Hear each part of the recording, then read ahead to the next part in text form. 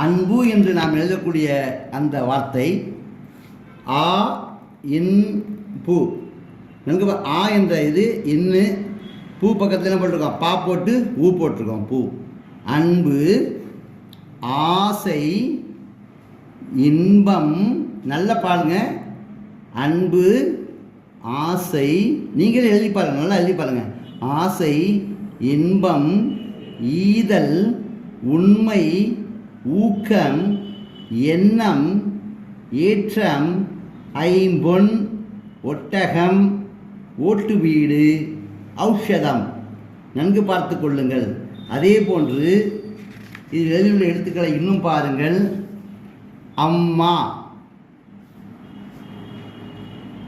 அப்பா, இறைவன், எழுத்து, அன்னவாசல். இதுதான் என்னுடைய